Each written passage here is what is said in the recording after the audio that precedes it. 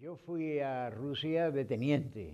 Crucé la frontera el 24 de agosto de 1942 hacia primero Alemania, Hof, y después a Vilna, y más tarde al frente de San Petersburgo en el puesto de venta de Raikolovo, junto al lago Iser, en donde precisamente terminó la ofensiva de Krasny Bordov el día 10 de febrero de 1943. Yo ya no estaba allí, me habían relevado.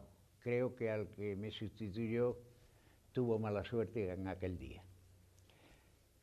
Allí, el día 28 de diciembre, recibí un oficio diciéndome que había ascendido a capitán, pero como todos sabemos, el 28 de diciembre es el Día de los Inocentes.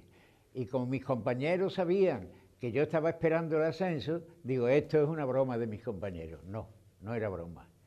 Había ascendido en septiembre y había llegado tarde, hasta el 28 de diciembre, a la División Azul, mi ascenso a capitán. Y así regresé el día 21 de abril de 1943. Estuve, por tanto, 9 meses menos 2 días en la campaña de Rusia. En el año 41, cuando se hizo la primera división, yo me inscribí y fui a Toledo a pasar reconocimiento médico y me dieron inútil. Y yo estaba en activo en el ejército y eso yo no lo entendía. Si un tío está en activo no puede ser inútil. Entonces reclamé y me dijeron, eres inútil y se acabó, vete. Y me fui. Luego me enteré que mi padre había estado hablando con el gobernador militar de Toledo y que el gobernador militar de Toledo fue el que me dio inútil.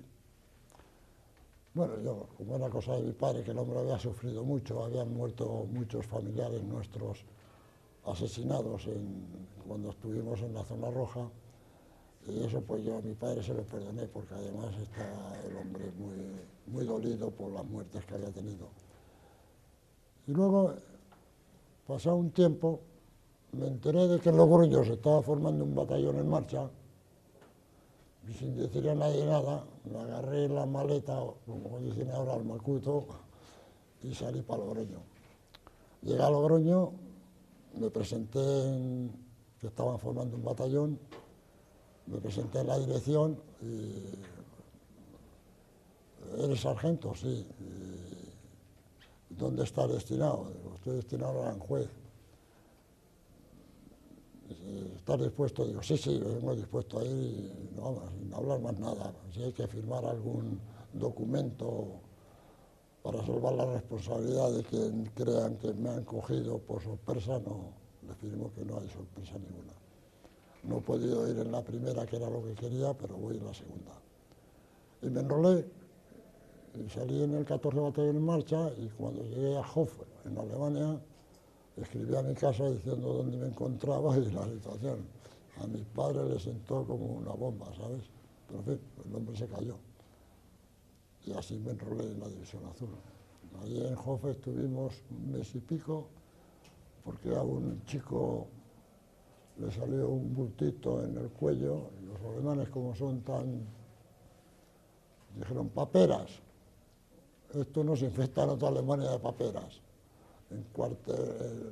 Aquí en el cuartel sin salir durante un mes, y a ver si se ha curado. Ya se le curó a los 3 días, era un bultito de no sé qué cosa, pero estuvimos allí un mes y medio, lo pasamos bien.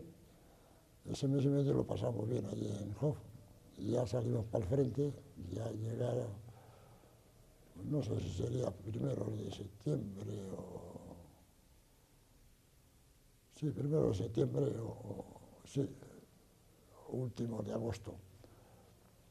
Llegamos al frente, a mí me destinaron a la compañía del capitán Palacios, me presenté, estuve con él, me recibió muy amablemente para como es él, como era él, que era un hombre de muy pocas palabras, pero muy enérgicas.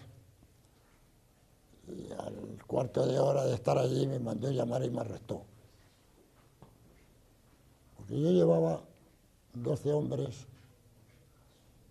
y me arrestó porque no había estado presente cuando se destinaron esos 14 hombres a su sitio.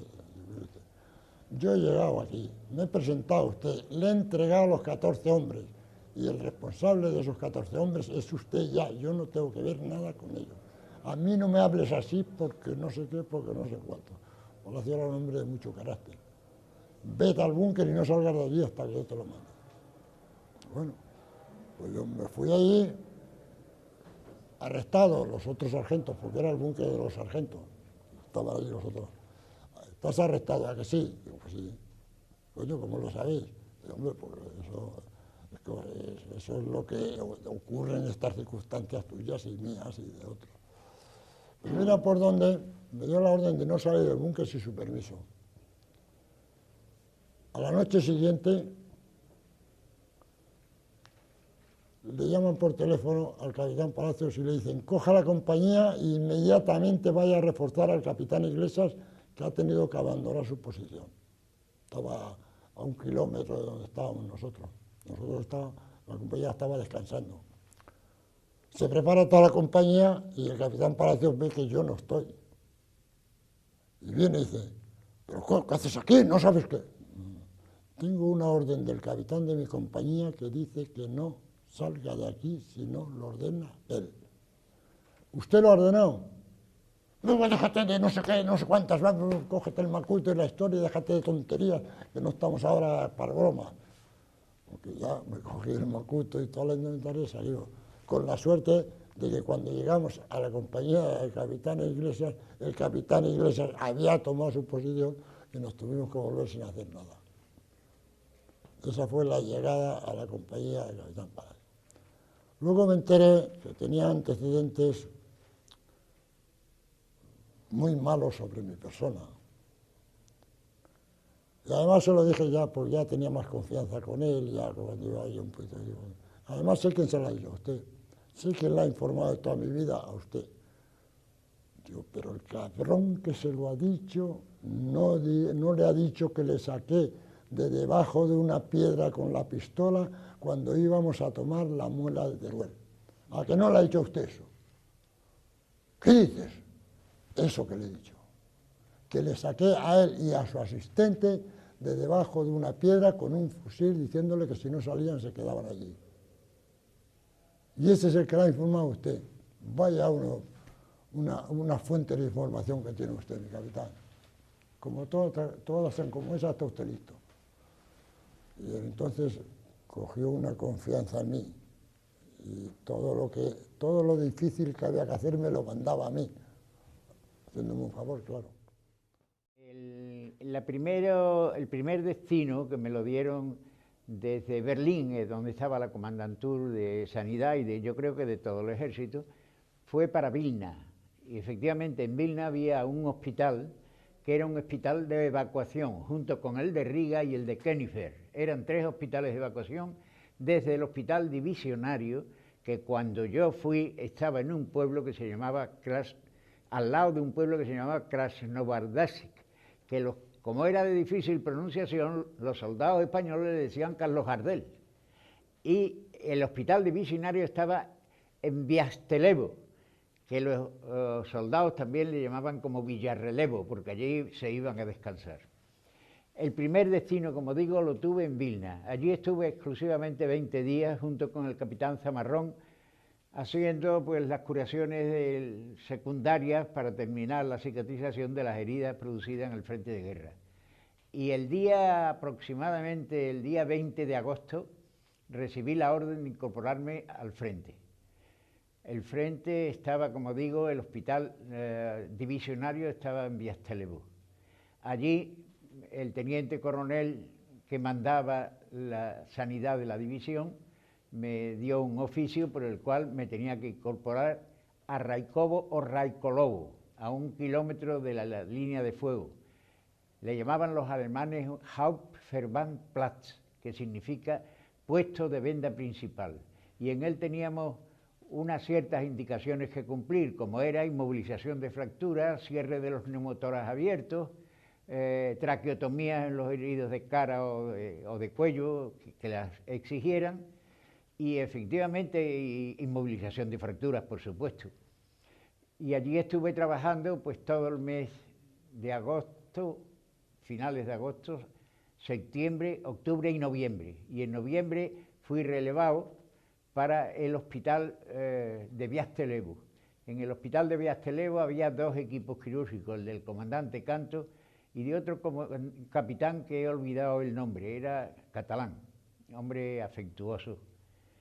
Por cierto que le vi en una mañana extirpar, con mal resultado al final, un proyectil que se quedó clavado en el costado de un chico que estaba dormido, que cayó desde el aire. Era un proyectil de mortero que se le incrustó en el lado izquierdo, cayó, se le incrustó en el hígado.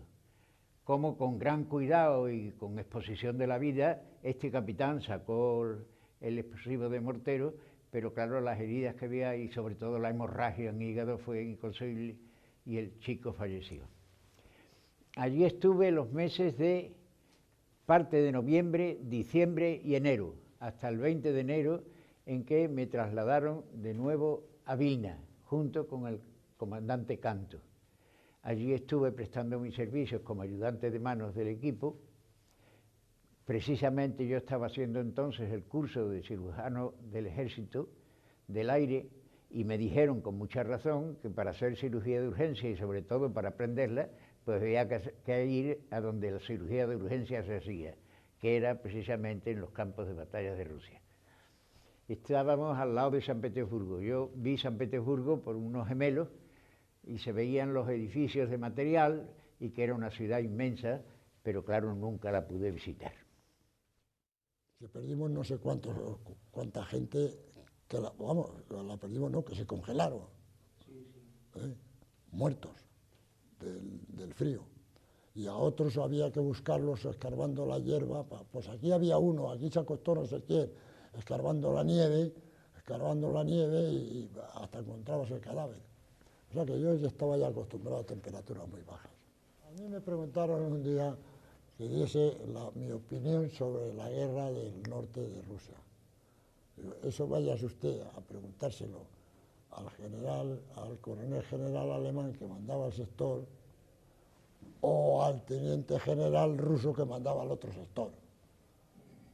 Porque ¿cómo le voy a hablar yo a usted de operaciones de kilómetros de terreno si yo lo que mandaba era un puñado de tierra? Yo no puedo, yo le puedo decir a usted lo que veía. ¿Qué veía usted? Usted póngase así, ¿qué veía usted? Pues veían una chabola allá enfrente. De aquella chabola le puedo decir a usted que unos días salía humo y otros días no salía humo. Eso es lo que yo veía así. Y el extenderse a operaciones de cuerpos de ejército, un sargento es como decir que quiere ser Dios en el cielo. Bueno, pues en el puesto de venda de Raikolovo, improvisé porque había un quirófano,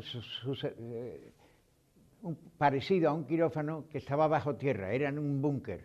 Pero claro, allí no se podía operar porque estaban continuamente cayendo tierra en las heridas, no era posible. Entonces improvisé en una de las islas aquellas con un sujeto que se llamaba Miguel, era ruso, pero que entendía el castellano, aunque no hablaba ni palabra, y me improvisó un quirófano y una sala con 6 camas para hospitalización.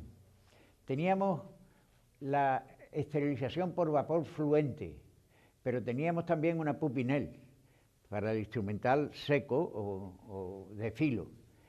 Y en el vapor fluente esterilizábamos todos los paños, la ropa, es decir, que trabajábamos en unas condiciones de asepsia realmente excepcionales para estar a 1 kilómetro de la línea de fuego.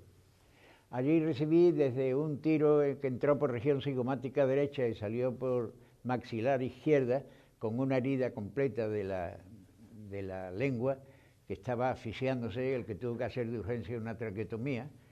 Tuve heridas tóraco-abdominales que tuve que intervenir también, multitud de fracturas e incluso una herida de femoral que hoy día la hubiera suturado, pero entonces, sin la escasez de medios